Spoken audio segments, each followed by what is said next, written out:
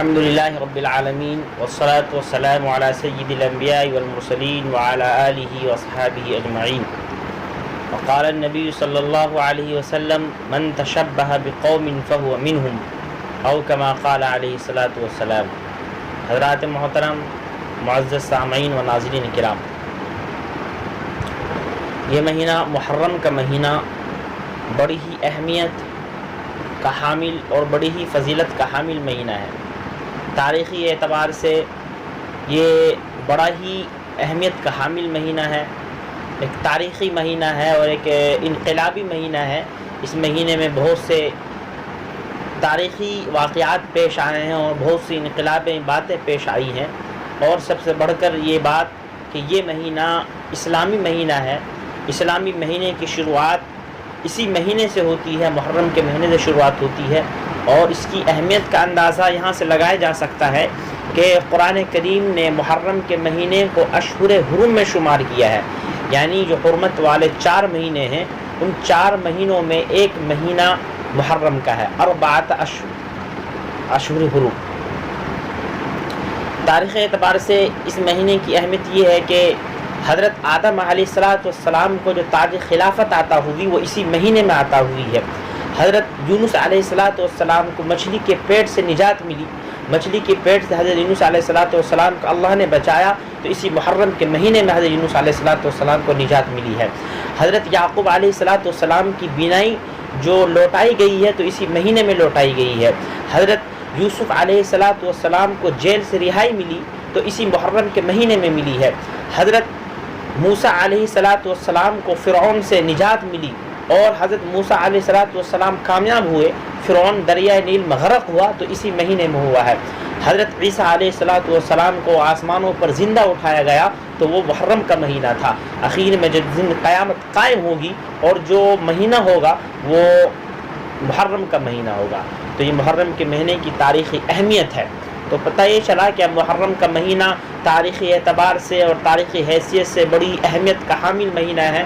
اس میں تاریخی انقلابات برپا ہوئے اور تاریخی واقعات اس مہینے میں پیش آئے ہیں، شروع سے لے کے آدم سے لے کے اور حضرت محمد صلی اللہ علیہ وسلم تک، بلکہ حضرت محمد صلی اللہ علیہ وسلم سے آگے صحابہ، تابعین اور تبع تابعین اور جتنے بھی بزرگان اور اولیاء گزرے ہیں. اس مہینے میں ایک خاص واقعات اور خاص انقلابی باتیں، آپ اس کو اتفاقاً کہہ لیجئے یا یہ کہ اللہ تعالیٰ کی طرف سے ہی اس مہینے میں کچھ ایسی خاص باتیں ہیں یا کوئی خاص رحمت ہے جو اس مہینے میں انقلابی واقعات اکثر و بیشتر پیش آئے ہیں، ماضی میں بھی اور حال میں بھی پیش آتے ہیں اور آئندہ بھی حدیث کی روشنی کے مطابق پیش آئیں گے. یہ تو اس مہینے کی فضیلت اور تاریخی اہمیت ہو گئی.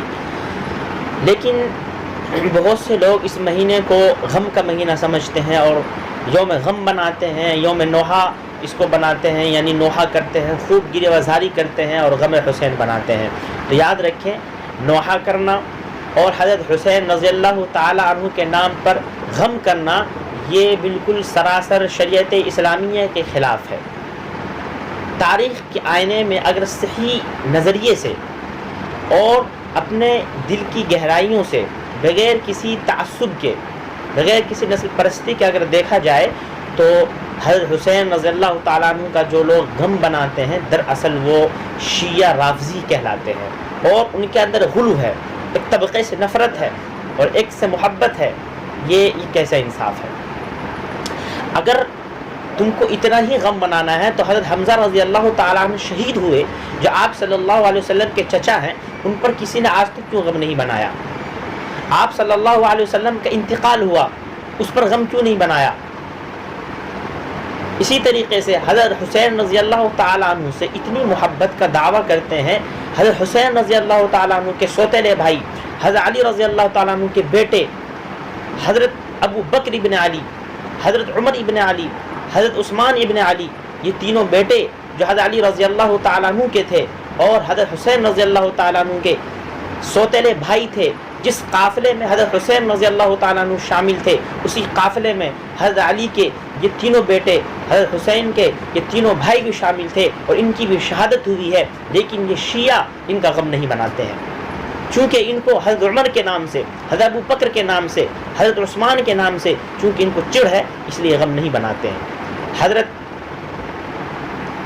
جو اس واقعے کے عینی شاہد ہیں وہ خود یہ لکھتے ہیں کہ ان کے بارے میں آتا ہے کہ انہوں نے خود واقعہ کربلا اپنی آنکھوں سے دیکھا ہے، لیکن اپنی پوری زندگی میں واقعہ کربلا کو اس طرح بیان نہیں کیا جس طرح شیعہ بیان کرتے ہیں۔ اس کے علاوہ حضرت امام اعظم ابو حنیفہ رحمۃ اللہ علیہ واقعہ کربلا کے بعد ٹھیک 19 سال کے بعد پیدا ہوئے ہیں۔ واقعہ کربلا سن 61 ہجری میں پیش آیا ہے، اور امام اعظم ابو حنیفہ رحمۃ اللہ علیہ سن 80 ہجری میں پیدا ہوئے ہیں، اور آپ 70 سال دنیا میں زندہ رہے۔ سن 80 ہجری میں پیدا ہوئے اور آپ سن 150 میں آپ کا انتقال ہوا ہے۔